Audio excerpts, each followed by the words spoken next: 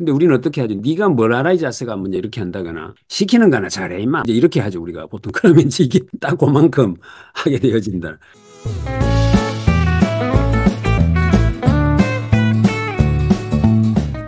구글의 아침은 자유가 시작된다. 지난주에 우리가 했던 책 기억나시나? 심플러, 넛지 이론이라고 하는 책을 우리가 지난주에 봤는데 그 넛지 이론을 가장 잘 접목하고 있는 회사로 이야기될 때 구글이 소개가 됩니다. 요즘 구글이라는 회사는 OKR 경영이라고 하는 개념이 굉장히 많이 도입이 되어서 예전에는 MBO라고 하는 개념을 썼는데 OKR 경영이라는 개념을 써요. 이 OKR 경영의 대표적 성공 사례로 이야기되어지는 곳이 바로 구글이기도 하고 해서 구글은 뭐 누가 뭐라고 해도 어쨌든 지금 현재 지구촌에서는 가장 잘 나가는 회사 중에 하나이기 때문에 이 회사가 하고 있는 것들은 뭐라도 다 벤치마킹을 하려고 들고 뭐 이렇게 하는 것 같아요. 만약에 우리 직원들이 자기는 자유를 찾아서 회사에 출근한다고 칩시다. 그렇다 하더라도 사장이 이 자유를 찾아서 우리 회사 왔는데 내가 월급 주고 싶은 생각이 들까요? 이게 굉장히 배치되는 개념의 이야기여서 사무적 당황스러운 제목인데 진짜 자유를 찾아서 어떤 곳에 갔는데 거기서 퍼포먼스가 구속하는 것보다 더 잘 나왔다. 이러면 굉장히 이상적일 수 있겠다. 그 사람 얼마 전에 이제 퇴직을 하신 분인데 이분이 쓴 책이니까 그 회사의 기업 문화나 운영 전반에 대한 이야기를 아주 소상하게 들을 수 있는 그런 내용이다. 이렇게 보시면 되겠습니다. 어디를 가든 사람들은 자기가 하는 일과 관련해 정당한 처우를 받지 못했다. 세상의 모든 기업이 직원을 대하는 방식에 영향을 미칠 수 있는 방안을 찾는 것. 이것이 이제 자기가 해야 될 일이었다. 가슴을 열고 이끌면 사업은 성공한다. 브랜딕스 최고 인적 자원 책임자. 직원들이 경영자의 리더십을 신뢰할 때 회사 브랜드의 적극적인 홍보자가 되어 가족과 사회 그리고 주변 환경에서 적극적 변화를 이끌어내더라. 회사에 대한 신뢰, 믿음 이것이 있으니까 알아서 홍보맨이 되더라. 근데 어디 가면 자기가 소속돼 있는 직장이나 조직을 적극적으로 자랑하거나 이렇게 홍보하는 일이 그렇게 또 쉬운 일은 또 아니죠. 어떤 회사든 그 회사의 창업주에 대한 이야기들은 참고로 알고 가시면 좋겠다는 생각이 드는데 에릭 슈밋하고 레리 페이지라고 하는 두 사람이 창업한 회사인데 이 구글이라고 하는 회사의 이름은 원래 10의 100제곱이라고 해서 GOOGOL이라고 하는 구골 뭐 이런 개념이죠. 이것이 원래 회사 이름이었는데 쓰다가 표기를 잘못하는 바람에 구글로 그냥 표기가 돼버려서 그냥 쓰자 이래가지고 구글이라는 이름이 지금까지도 쓰여지고 있는 것으로 많이 알려져 있는 그런 회사입니다. 우리나라에 이제 다움이라는 회사, 여기는 다채로운 소리를 담고 미래를 지향하는 것 에서 따온 말이 다움이다. 네이버는 항해하다라는 뜻에서 따온 그런 이름이라고 하고요. 야후, 여기는 걸리버 여행기에 나오는 동물의 이름. 뭐 이렇게 되어져 있다고 하는데 지금 우리나라 누구라도 입사 선호 외국계 기업 탑 10에 구글 코리아가 항상 1등으로 올라가 있는 이런 회사다 이렇게 보시면 되겠고 구글에 근무했다라는 것만으로도 그 다음 단계의 어떤 것들이 보장되어진다라고 보시면 되겠죠. 어떻게든 들어갈 수만 있으면 이 회사에 들어가는 게 커리어 관리 면에서는 굉장히 좋을 수 있겠다. 이 회사가 우리나라에 와서는 다분히 여러 가지 좀 문제들을 일으키고 있는데 우리나라 네이버가 매출액이 한 4조 지금 훨씬 더 되겠죠. 이게 조금 오래된 데이터긴 한데 네이버가 지금 월 아마 1조 정도 될 거예요. 매출액이. 그러니까. 근데 이 구글이라고 하는 회사가 일으키는 매출도 엄청난데 내는 세금이 적은 거죠. 이래서 이제 우리나라에 세금을 적게 내면서 엄청난 돈을 벌어간다. 이래가지고 논란이 됐던 대표적인 회사가 구글이다. 이렇게 보시면 되고 그랬더니 또 구글이 뭐라고 하는가 하면 내 덕분에 니네들 뭐 재밌는 영화도 보고 고용 창출도 되고 뭐 이렇게 해서 기여도 하고 있다라는 식의 반박도 하긴 합니다. 우리가 이제 대표적으로 구글의 혜택을 보고 있는 게 여러분들 지금 유튜브 하루도 빠짐없이 보고 계실 텐데 그 한국인 유튜브 사용 시간이 거의 175억 시간 정도 된다고 합니다. 그러니까 뭐 우리는 직간접적으로 구글의 플랫폼 속에 들어가서 나도 모르게 내 의식이 그네들에 의해서 통제되고 있다고 말해도 틀린 말은 아닌 것이죠. 굉장히 많은 영향력을 우리에게 행사하고 있다. 구글에서 의사결정자가 일방적으로 결정할 수 없는 것. 그러니까 회사의 의사결정 최고 책임자라 하더라도 지 맘대로 못하는 게 있어요. 그게 뭐냐면 고용, 누구를 고용할 것인가, 누구를 해고할 것인가, 평가를 어떻게 할 것인가, 연봉을 얼마로 책정할 것인지, 승진을 누구 시킬 것인지, 이 소프트웨어를 언제 종결할 것인지 또는 디자인을 어떻게 해서 출시할 것인지 이 모든 것들에 대한 결정을 최고 결정권자가 하지 않는다라고 하는 것. 이 한마디로도 구글이라는 회사가 어떤 회사인지를 알 수 있겠죠. 굉장히 폐쇄적인 이런 조직들은 대체적으로 뭐예요? 회의라는 형식은 거치지만 최고 결정권자가 결정을 합니다. 그러니까 여기 어떤 문제가 벌어지죠? 최고 결정권자의 어떤 능력이나 역량에 의해서 의사결정의 수준이 결정돼 버리는 문제가 생기죠. 또 거기에 과정에 참여했던 사람들은 사실은 책임으로부터 자유로워지는 부분에서 다분히 뭐죠? 방관자 내지는 구경꾼으로 전락해버리는 일이 벌어집니다. 자기들이 직접 참여해서 어떤 의사결정을 하게 되면 책임도 따르게 되니까 훨씬 더 거기에 임하는 태도가 달라지겠다. 그죠? 자, 일장의 창업자가 되려면 스스로 창업자라 생각해라. 자, 이제부터 창업자처럼 행동해라. 이렇게 말해요. 직장인이냐 직업인이냐의 차이죠. 직장은 뭐라 그랬죠? 장소적 개념에서 누가 하는 소리를 귀로 듣고 움직이는 사람. 직업인은 자기가 하는 일을 하나의 업으로 생각해서 양이 풀을 뜯어먹듯이 하는 것. 그래서 양은 어떻게 풀을 뜯어먹는다? 풀뿌리를 캐먹는다.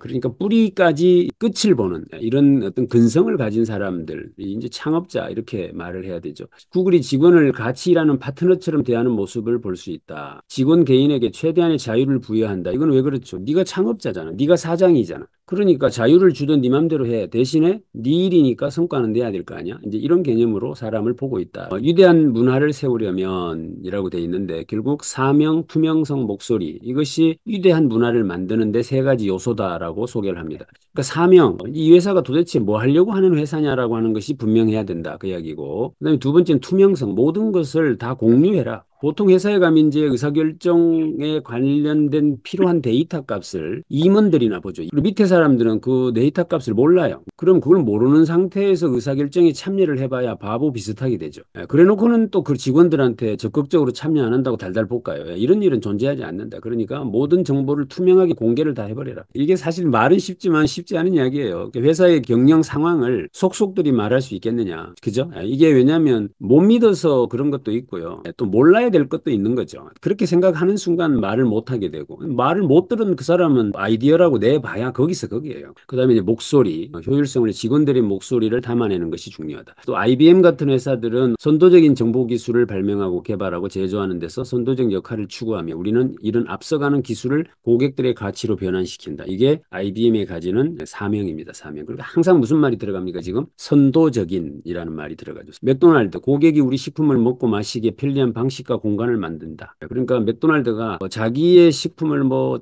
매출을 얼마나 하고 이런 이야기가 아니죠. 먹고 마시기에 편리한 방식과 공간을 제공하는 것이다. 이렇게 가치를 부여하죠. 똑같습니다. 우리 스타벅스라고 하는 회사도 우리 뭐 커피를 맛있게 제공한다는 소리를 하지 않죠. 사람들이 커뮤니티를 나눌 수 있는 공간을 제공하는 곳이다. 이게 각 회사들마다 나름의 가지는 사명들이고 뭐 잘 아시는 대로 구글 같은 회사들 전 세계를 하나의 네트워크로 연결한다. 이런 사명들을 가지고 있다. 이렇게 보시면 되겠고 그래서 문화는 아침으로 전략을 먹는다. 그러니까 문화라는 게 그냥 생겨나는 것이 아니라 매우 전략적이어야 한다. 그런 이야기를 하고 있는 것이죠. 그래서 우리가 진실이라고 믿고 있는 10가지라고 하는 것이 소개가 되는데 사용자에 집중하라. 그러면 나머지는 자연히 따라온다. 한 가지를 아주 잘하는 게 최고다. 빠른 것이 느린 것보다 낫다. 민주주의는 웹상에서도 먹힌다. 정답을 얻기 위해 꼭 컴퓨터를 켜야 하는 것은 아니다. 악을 행하지 않고서도 돈을 벌 수 있다. 더 많은 정보는 언제나 널려 있다. 정보의 필요성은 국경을 초월한다. 정장을 입지 않고서도 얼마든지 진중할 수 있다. 아무리 좋다 해도 충분히 좋지는 않다. 이 말이 다 잘못됐다 그 말입니다. 그죠?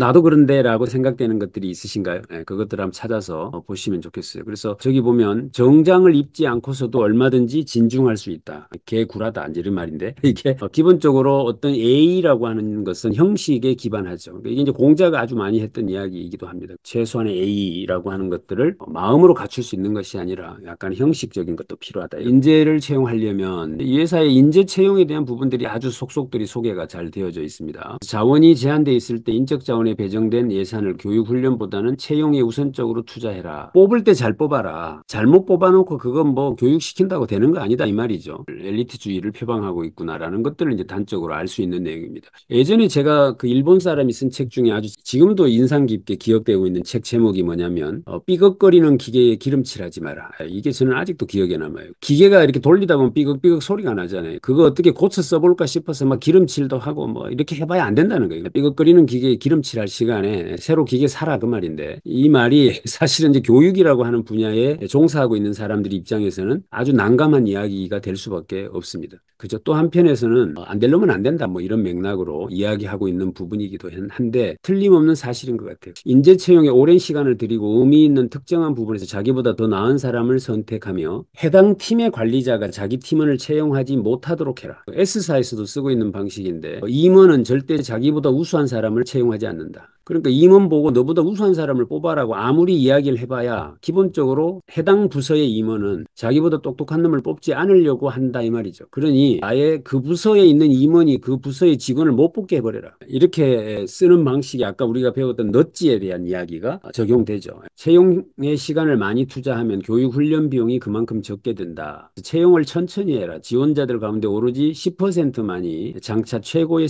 성과를 낼 것이므로 보다 많은 지원자들이 찾아오도록 유인해야 하고 또 보다 많은 사람을 면접장으로 불러들여야 한다. 사실 우리나라는 채용 과정이 굉장히 바빠요. 접수 받아가지고 서류 전형하고 면접 전형하고 이렇게 하는 일련의 과정이 너무 막 조급하죠. 그런데 실리콘밸리 쪽은 그렇지 않죠. 실리콘밸리는 이렇게 일한다라고 하는 책이 있어요. 그 책하고 연계해서 한번 읽어보시면 도움이 될 것 같고 자기보다 더 나은 사람을 채용하라. 채용하라고 해봐야 안 한다. 그러니까 어떻게 하라? 그 사람이 그 사람을 뽑지 못하도록 해버려라. 뭐 이런 맥락으로 파트너를 찾는 일이다. 면접관 혼자만의 기준이 아닌 동료 상사들 또한 힘을 합쳐서 최고의 인재를 찾아야 한다. 자, 비범한 인재를 찾으려면 어떻게 해야 되느냐? 능력이 없거나 정치적인 사람은 전체 팀에 유독한 영향을 끼치며 경영진이 이 문제를 해결하기까지는 많은 시간과 노력이 소요된다. 우리가 보통 대학을 졸업하고 직장에 들어올 때까지 거의 30년이라는 세월이 흘렀는데 그 30년 동안 이미 고착화되어져 있는 저 아버지 저 엄마도 못 고치는 뭔가가 있을 거예요. 근데 그것을 데려다가 고치면서 뭐 어떻게 해보겠다고 할 때 과연 성과를 내겠느냐라고 하는 점에서 아주 냉정한 입장을 갖고 있다. 당신이 찾고 있는 사람을 매우 구체적이고 상세하게 묘사해 최고의 후보자를 추천받아라. 인재 채용이 모든 직원의 일상 업무가 되도록 해라. 언제든지 좋은 사람 있으면 추천해라. 최고 인재가 관심을 갖도록 하려면 미치광이 짓도 불사해야 하니 이를 두려워하지 마라. 비범한 인재가 찾아오게 하는 것도 중요하지만 지속적으로 꾸준히 찾아다니는 것도 중요하다. 또한 회사에 성숙한 어른들로 채우며 회사나 동료에게 피해를 주는 직원들을 퇴출시키는 것 또한 소홀히 하면 안 된다. 알파고가 이세돌 구단하고 싸워서 이겨가지고 했을 때 그 알파고의 핵심 기술을 제외한 나머지를 오픈소싱 했는데 그 핵심 기술을 우리나라의 청년이 해킹해버렸죠. 그래서 알파고 기술을 다 훔쳐와 버렸습니다. 그렇게 했을 때 다른 나라 같으면 그 사람을 어떻게 했겠어요? 페널티를 주거나 손해배상 청구를 했을 텐데 구글은 어떻게 했죠? 너 우리 회사 와라 이래버렸죠. 요즘에 이제 좀 실력 있는 친구들은 해킹을 취업의 커리어로 쓰는 방법도 굉장히 많이 시도하고 있다고 합니다. 그래서 직원들을 수시로 찾아라. 면접관의 오류, 면접관은 5분 안에 지원자를 판단하려는 성향이 있다. 그리고 본인의 판단이 옳다 생각하는 확증 편향도 가지고 있다. 기준을 높게 정해라. 당신만의 지원자를 찾아라. 지원자에게 객관적으로 접근해라. 지원자가 당신 회사에 입사해야 하는 근거를 제시해라. 그래서 회사가 원하는 탁월한 인재가 서류 접수나 인터뷰까지 떨어지는 경우도 생길 것이다. 그런 사태를 막기 위해 인재의 기준을 정하고 면접관이 할 수 있는 실수들을 미리 방지하며 계획된 질문들을 하라고 저자는 이야기한다. 제가 이제 학생들 대상으로 취업 역량에 관계된 이제 특강을 해달라고 하면 이제 가서 하는 강의 중에 제가 이렇게 역으로 물어봐요. 여러분들이 만약에 집에 냉장고를 한 대 산다 하고 칩시다. 요즘 냉장고가 뭐 한 2, 300만 원 합니까? 그러면 2, 300만 원짜리 냉장고 하나 사겠다고 아마 모르긴 몰라도 삼성 다 뒤져보고 LG 다 뒤져보고 그것도 네이버 가서 후기 써놨는 거 다 조사하면서 나름대로 어떤 제품을 선택하지 않겠어요? 근데 냉장고 한 대 사면 그게 10년 쓴다고 보면 300만 원짜리 사봐야 1년에 30만 원 들어가는 거예요. 1년에 30만 원 들어가는 냉장고 하나 사면서도 그 온갖 까탈스러운 짓을 다 하잖아요. 그런데 니네 한 사람 보면 연봉이 최소 5천만 원이다. 20년 근무한다고 생각하면 10억이고 또 임금 인상되겠죠. 그러면 20억짜리 물건 하나 사는데 그러면 회사 입장에서 까탈스럽게 해야 되겠나 안 해야 되겠나 이렇게 물어보거든요, 제가. 근데 그거를 만약 대충 아는 안면에 뽑아주고 이렇게 하니까 조직에 사단이 나는 것이다. 직원을 채용하려면 면접 질문에 A를 써놨는데요. 구글 면접 이거는 뭐 아주 많이 유포돼 있으니까 한번 인터넷에 찾아보시면 좋은데 여기도 당신의 행동이 팀에 극적인 영향을 미친 적이 있나요? 초기 목표에 정한 목표는 무엇이었고 왜 그걸 목표로 정했습니까? 팀원들 반응은 어땠습니까? 저 질문 하나가 굉장히 많은 것들을 끄집어낼 수 있는 말이고 목표를 달성하기 위해서 결국 혼자 안 되는데 네가 팀원들하고 같이 했던 경험이 뭐냐? 어떤 목표를 설정했으며 개인 및 팀의 일원을 어떻게 달성을 했는지 등을 물어본다. 누군가 함께 일하면서 특정 사람 때문에 어려웠던 적이 있나요? 이게 문제, 어떤 어려움을 극복한 사례를 물어본다 이 말이겠죠. 그다음에 채용할 때 갖춰야 될 소양 네 가지를 소개하고 있는데 첫째가 종합적인 인지 능력. 그러니까 현실의 어려운 문제를 어떻게 해결해 왔는지, 그러니까 복합적인 사고력. 두 번째, 리더십. 우리보다는 나라는 단어를 사용하거나 업무를 수행할 때 어떻게 보다 수행할지보다 자기 성취가 우선되는 사람은 제외시킨다. 그러니까 말을 할 때 저는요, 나는요, 뭐 이렇게 말한다거나 또는 자기가 뭘 잘해서 성과를 낸 것처럼 말하는 사람은 빼버린다. 구글다움이라는 게 즐거움을 즐기고 지적이고 겸손해야 되고 모호함 속에서도 편안함을 느끼고 자기 인생에서 용기 있거나 흥미로운 어떤 길을 선택해 걸어가고 있음을 느끼는 다움이라는 말이죠. 약간 멋스러움 어떤 이런 것들이죠. 아, 저 사람 뭐답다 이런 거 있잖아요. 그다음에 역할 관련 지식 이 네 가지를 기본적으로 직원들 평가할 때 본다 이렇게 이야기를 합니다. 채용 과정 이거 잘 한번 참고해 보시면 좋을 것 같아요. 일단 평가는 채용될 직원의 직속 상사가 아니라 채용을 전담하는 직원이 진행한다. 이력서를 선별한 뒤에는 원격 면담 과정이 이루어진다. 그다음에 장차 부하 직원이 될 사람이 면접을 한다. 상사가 면접을 하는 게 아니라 그 밑에 부하가 상사를 면접하는 이 케이스로. 와, 이거 넘어가기 참 쉽지 않다, 그죠? 그런데 만약에 내가 뭐 되게 착한 사람이고 니네들한테 관대하게 할 것 같은 느낌을 주면 능사냐? 그렇지 않을 거예요. 밑에 사람의 수준이라는 것은 나한테 늘상 편하게 해준다고 좋은 것만은 아니죠. 나를 리드해 줄 사람, 또 전문성이 있어서 이런 것들 다 평가하니까 아랫사람 평가하는 게 더 객관적일 수 있겠다. 지원자가 장차 합류할 수도 있는 집단과 전혀 무관한 다기능 면접관을 추가한다. 그 부서 임원 보고 뽑으라고 하면 결국 한계가 있을 거니까 다른 데서 다기능으로 면접을 하게 한다. 제가 모 공사에 채용 면접관 활동을 지금도 하고 있는데 거기 가보면 역할을 이렇게 나누어서 평가를 해요. 어떤 사람은 약간 짓궂게 해가지고 흥분하게 만들고 어떤 사람은 전문 지식을 물어보고 또 어떤 사람은 이 사람은 인성을 물어보고 이런 식으로 역할을 나눠서 이렇게 하는데 아마 저런 다기능 면접관을 쓴다. 그 다음에 지원자에 대한 평가 기준을 내용을 기존의 방식과는 근본적으로 다르게 수집한다. 지원자 뒷조사한다 이렇게 보시면 될 것 같아요. 왜냐하면 서류만 가지고 몰라요. 원체 서류를 요즘은 잘 꾸미기 때문에 서류를 읽어보면 그놈이 그놈이에요. 그러니까 이것만 가지고 그 사람을 평가할 수 없어서 저희들 강사들도 그렇게 평가합니다. 강사들도 잘한다 소리 다 하죠. 근데 그러면 당신이 어디 했던 회사의 그 교육 담당자를 소개해달라 이렇게 말해요.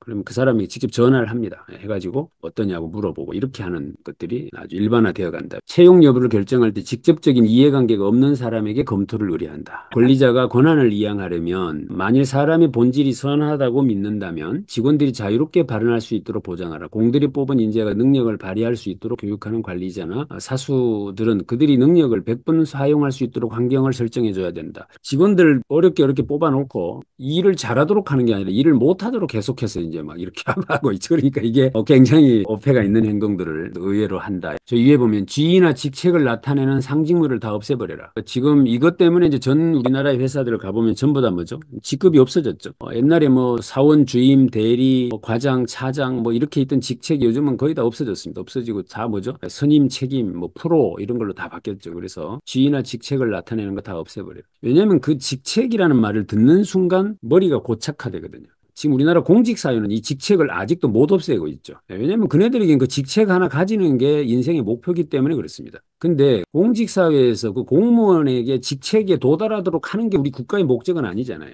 그죠? 국민들에게 어떤 서비스를 베푸느냐가 목적이라면 사실은 그 직책 같은 거 없애버려도 상관이 없을 텐데 그걸 못 없애요. 우리나라 공직사회가. 그만큼 이제 경직돼 있죠. 그런데 예를 들어 본부장이 저 밑에 있는 누구 뭐 주사한 사람을 불렀다. 그 본부장실까지 들어가는 동안에 어떻게 다리가 후두루들 떨리고 뭔 소리 하려고 저러나 하고 머리가 완전 경직될 대로 경직된 채로 들어갔는데 좋은 아이디어 없어요 또 이래요. 그럼 거기서 좋은 아이디어가 나오기가 참 어렵습니다. 그죠? 그러니까 이런 근본적인 구조 자체를 없애버려라. 이런 이야기고 관리자의 견해가 아니라 자료와 확인된 사실을 바탕으로 의사결정을 내려라. 팩트 중심으로 해라. 직원들이 자기 업무와 회사의 전반적 사항을 스스로 결정하게 할 방법을 찾아라. 직원에게 많은 것을 기대하라. 기대하려면 믿어줘야 되겠죠. 지위를 나타내는 상징물을 차별을 없애라. 그래서 이 밑에 보면 관리자가 본인 밑에 둘 직원을 임의로 채용하지 못하게 해라. 다른 사람 승진 없이 독자적으로 연봉이나 승진 결정을 하지 못하게 해라. 직함을 없애라. 고위 간부든 신참 직원이든 동일 수준의 복지 혜택을 받게 해라. 우리는 안 그렇죠, 그죠? 우리나라는 보면 임원 되면 일단 차량 제공되고 임원들은 뭐 골프장도 자주 갈 수 있게 해주고 막 여러 가지로 달라요. 근데 동일한 수준의 복지 혜택을 줘라. 업계 관행에 맞추는 것보다는 차별을 없애는 것이 더 중요하다. 다른 회사도 이렇게 하던데요라고 하지 말라는 거죠.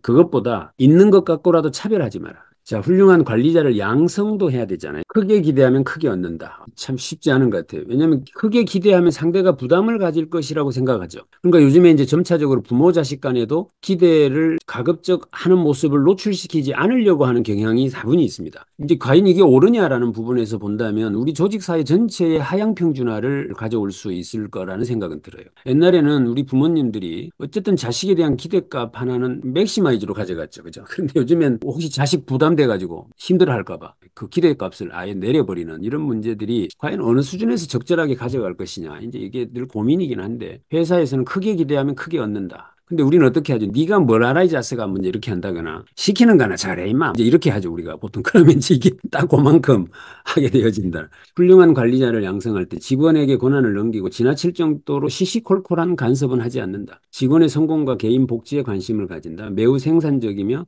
결과지향적이다. 소통을 잘한다. 즉 정보를 청취하고 공유한다. 직원이 경력 개발을 할 수 있도록 도와준다. 팀이 나아갈 방향에 대해 명확한 전망과 전략을 가진다. 팀과 직원에게 도움이 될 조언을 할 수 있는 직무상의 기술 능력을 가진다. 이게 이제 마지막 제 항목이 요즘에 제가 이제 현업에 가보면 다들 팀장들이나 관리자들이 어려움을 겪고 있는 것 같아요. 왜냐하면 새로 나오는 기술들에 대해서 옛날 관리자들이 의외로 몰라요. 모르니까 여기서 일단 뭐예요? 한 수 접히고 들어가니까 그 사람이 밑에 직원들을 경계하기 시작해요. 기존에 가지고 있는 어떤 경험, 이것들이 무용지물이 되게 만들어버릴지 모른다라는 위기감을 가지게 되면서부터 관리자들이 포용적이지 않고 오히려 신입사원들이나 새로운 사람들을 경계하기 시작하는 일들이 아주 많이 일어나고 있는 것 같아요. 제가 다녀보면. 성과 관리를 위해서 목표를 가지면 그렇지 않을 경우에 비해 훨씬 더 높은 성과를 얻는다는 사실은 학문적인 연구조사를 통해서도 확인됐다. 그러니까 목표가 분명하게 해라. 이제 이 이야기입니다. 이거 목표가 뭐예요? 그래서 얼마나 달성했어요? 어떤 방법으로 달성하려고 합니까? 어떤 전략을 갖고 있습니까? 이거 질문 못 합니다. 이게 쉬운 것 같지만 회사에 가서 관리자가 그 밑에 직원에게 이거 잘 못 물어봐요. 왜 못 물어보느냐? 첫째는 자기가 안 갖고 있기 때문에 그래요. 두 번째는 뭐냐면 그 말을 물었을 때 구체적인 실행 방법을 자기도 모르기 때문에 그래요. 그러니까 잘 못 묻습니다. 그럼 세 번째는 물었을 때 오히려 거기서 생기는 약간의 갈등이 있죠. 그 갈등을 기피해요.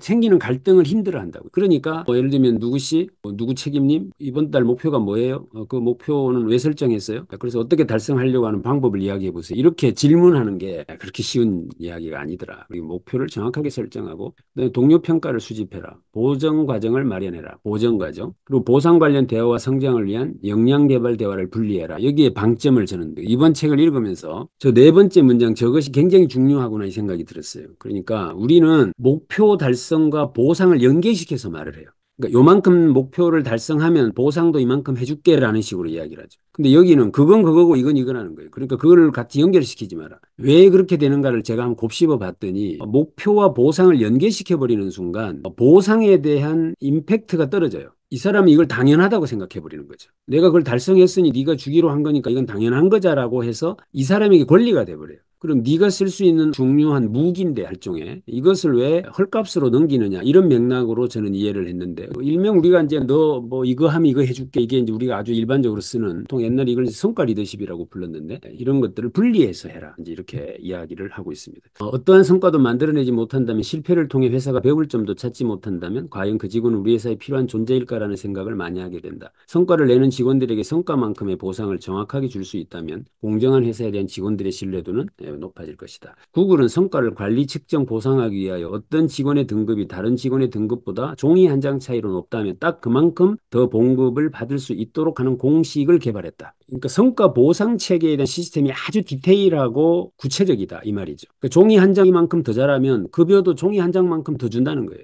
근데 우리는 안 그렇습니다. 우리는 퉁치죠. 그러니까 매출에 기여했는 사람이 만약에 내가 생산성을 작년에 20억을 했는 사람이나 대략 한 10억 한 사람이나 연봉 차이가 별로 나지 않습니다. 이제 이러니까 열심히 하는 사람에게 동기부여가 생기지 않을 것은 또 10억 해도 저놈이나 나나 똑같은데 뭐 하려고 이제 이런 부분들이 생겨날 수 있다라는 이야기를 정확하게 짚어내고 있죠. 구글의 4개 등급의 직원 평가제도. 그래서 우리나라는 상중하 이렇게 하잖아요. 근데 우리는 여기는 개선이 필요함, 기대를 꾸준히 충족시킴, 그리고 기대를 초과함, 기대를 크게 초과함 이렇게 해서 4개의 등급으로 판정을 해서 일단 들어도 그렇게 기분이 나쁘지는 않다 그죠? 다른 관리자들과 평가 내용을 비교해 모든 직원에 대한 평가를 검토한다. 자, 평가할 때 수많은 오류가 최종 결정에 스며들 수 있다라고 하면서 뿔 효과, 후광 효과, 어떤 사람에 대한 전반적인 인상이 매우 고약하거나 매우 훌륭할 때 여기에 휘둘려 그 사람들의 정확한 판단을 하기가 힘들어진다. 최신 효과, 어떤 사람이 최근에 했던 일의 기억에 강하게 남아 그 사람을 있는 그대로 정확하게 평가하지 못한다. 근본 속성 오류, 어떤 사람을 평가할 때 그 사람의 능력에 지나치게 집중하는 바람에 중앙 집중 편향.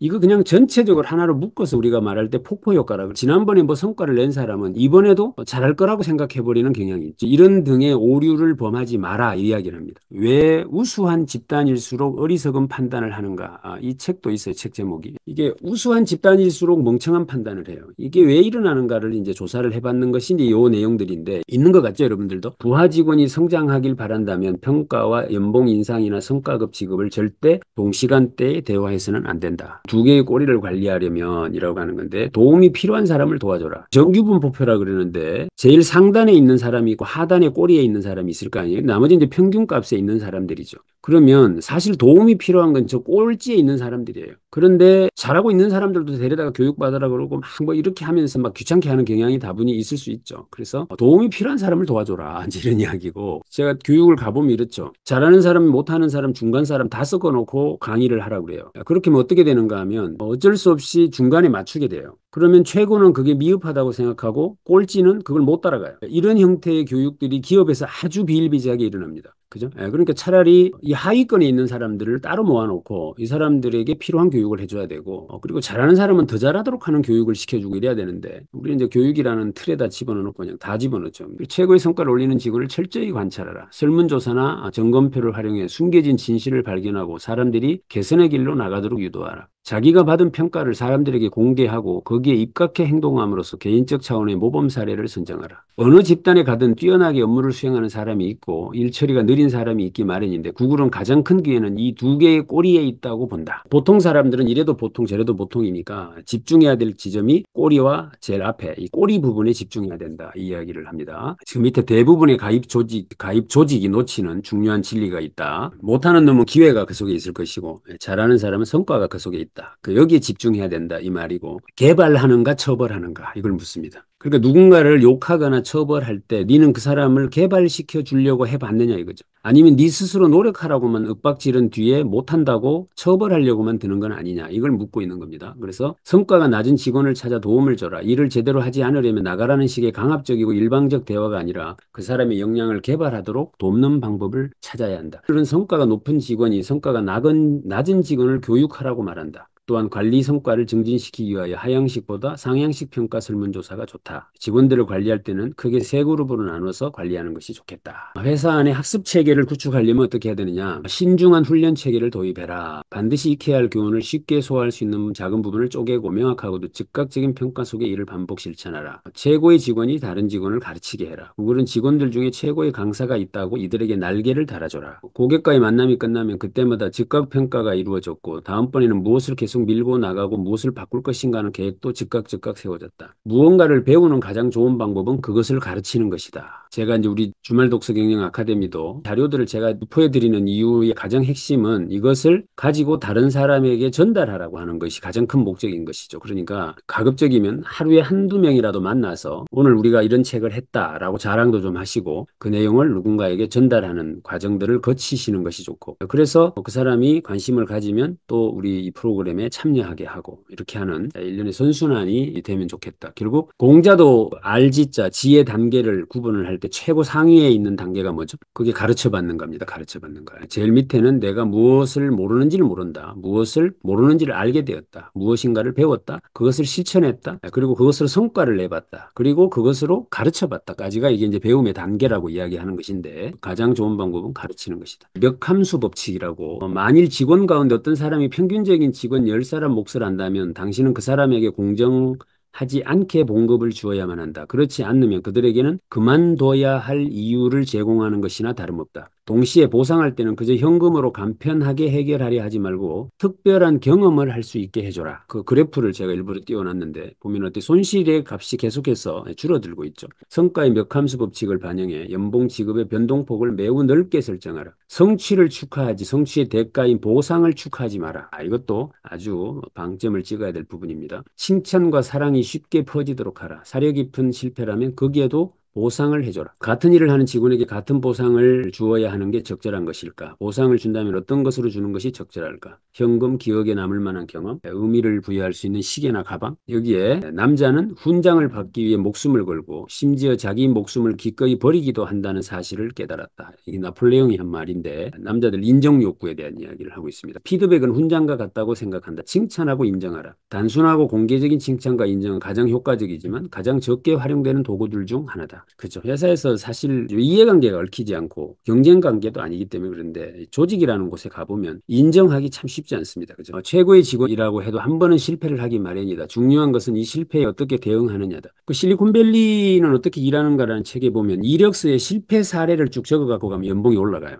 그러니까 우리나라는 실패 사례는 최대한 숨겨가지고 어떻게든 감춰가지고 가야 연봉이 올라가는데 이력서에 실패 사례를 적도록 만드는 문화를 한번 만들어보고 싶은 욕심이 좀 있었는데 실패학이라는 학문도 있거든요. 대부분 사람들은 구글이 직원들을 위해 많은 돈을 사용하고 있다고 생각하지만 셔틀버스와 카페를 제외하면 딱히 지출되는 돈이 없다. 구글이 복지가 엄청 좋다고 생각하는데 특별히 돈을 쓰지 않는데요. 그런데 사람들은 되게 복지가 좋다고 생각한다는 거죠. 7-2-1 법칙으로 일해라 뭐 이런 것들을 잘 아시죠. 자기 고유의 업무에 7을 쓰고 그것과 연관된 일에 20%를 쓰고 자기가 하는 일과 아무 관계가 없는 쪽에다 반드시 10%의 시간을 써라. 이게 구글이 하루 근무하는 수칙입니다. 뭐 그런 것들이 있다고 보니까 좋다고들 생각하는데 단지 뭐예요? 회사가 따로 지불할 돈은 없다. 업자들이 이런 서비스를 회사 안에서 제공할 수 있게 해주면 된다. 이렇게 돼 있어요. 회사 안에 이런 복지를 누릴 수 있는 공간을 만들어줘 버리면 될 일이지 그걸 회사가 해줄 필요는 없다는 거죠. 굉장히 많은 인식을 좀 다르게 할 수 있는 좋은 사례다. 최고의 것들을 공짜로 부여해라. 구글에서 지금 서비스하고 있는 복지들을 한번 모아본 거예요. 부모님을 회사에 모시고 오는 날, 부모님을 회사에 모시고 와서 자기가 일하고 있는 모습을 보여줘라. 그것이 그 직원들에게는 엄청난 동기부여가 된다는 거죠. 그래서 부모님을 모시고 오면 부모님하고 그 최대한 예우를 갖춰주고 이렇게 하니까 부모님이 얼마나 기뻐하시겠어, 그죠? 자식은 또 얼마나 기쁘겠어요. 혁신의 연료로 사용되는 장소, 거기서 자기가 가진 생각들을 얼마든지 시도해 볼 수 있게 해줘라. 서로 자주 만날 수 있는 공간과 카페, 그리고 서로 대화를 나눌 수 있는 다른 의견을 들을 수 있는 곳.